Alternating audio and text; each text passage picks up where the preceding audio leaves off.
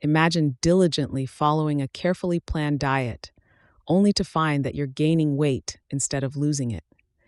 You're left wondering what could be going wrong. Welcome, everyone. Today, we'll delve into the history of our diet and compare it to today's recommendations. Together, we'll uncover the secrets hidden within our bodies and analyze how our diet has evolved over the millennia. For over 2 million years, our human ancestors roamed the planet, shaped and molded by evolution. Our DNA, the complex blueprint that determines who and what we are, has changed little in this time.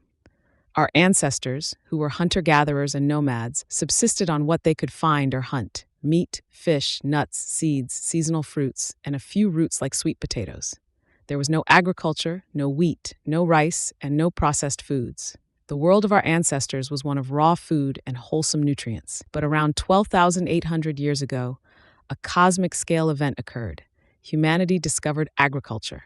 We began to cultivate plants and shape nature according to our desires. Grain fields expanded, settlements emerged, and our diet began to change irrevocably.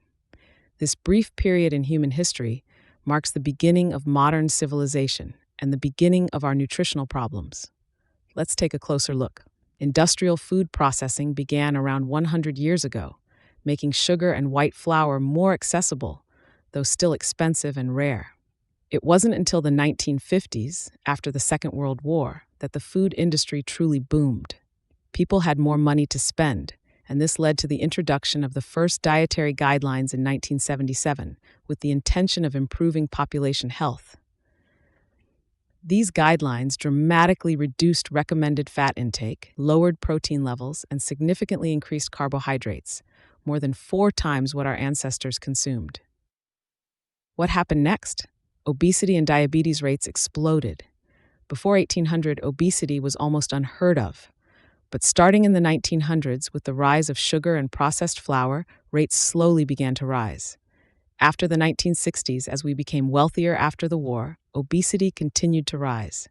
From the 1990s onwards, it really skyrocketed. Our genes haven't changed in that time period, so it's not genetics. Type 2 diabetes shows a similar pattern. Before 1900, it was almost non-existent. Rates rose slowly starting in the 1960s and exploded starting in the 1990s. The correlation between dietary guidelines and these health problems is clear. But why is that so? An experiment with laboratory mice could help us understand this better. To make mice fat quickly, a special diet is developed called obesogenic rat chow. This contains a lot of fat, proteins, and above all, sugar, similar to today's nutritional guidelines. Let's take a closer look. This rat diet has more fat than the guidelines, but less than the paleo-like diet of our ancestors. It's similar with proteins. However, the carbohydrate content is extremely high, just like the guidelines. And the secret? Sugar, over 160 grams per day, comparable to what many of us consume daily. The problem lies in the combination of high amounts of fat and carbohydrates, coupled with sugar. This combination drives up insulin levels and leads to obesity. When we eat this mixture, our body sends signals that make us constantly hungry. According to nutritional recommendations, daily consumption of free sugar should be limited to around 50 grams.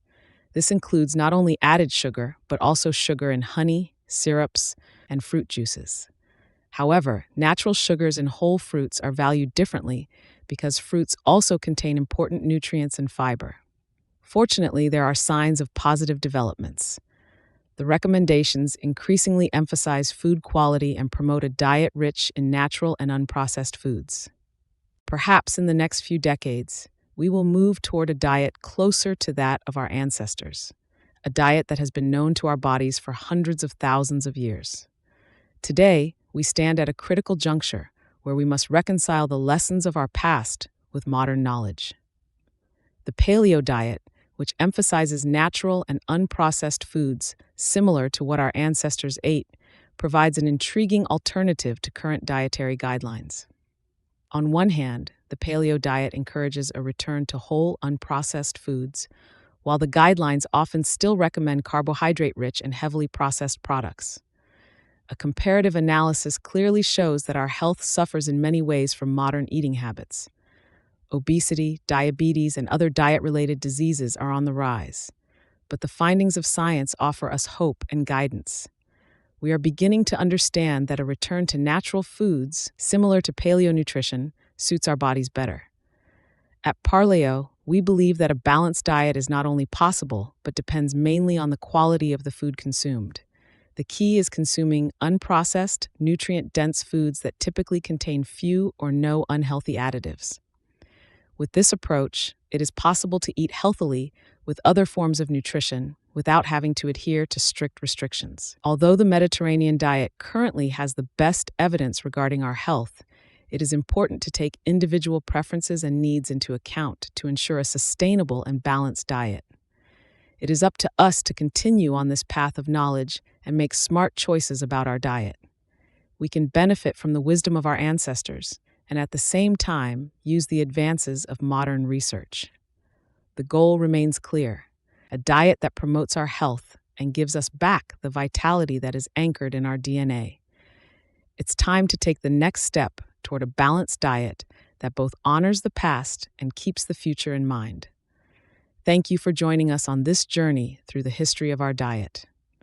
We hope you have gained valuable insights and inspiration for your own dietary choices. If you enjoyed this episode, please subscribe to our channel, click the bell, and turn on all notifications so you never miss a new episode.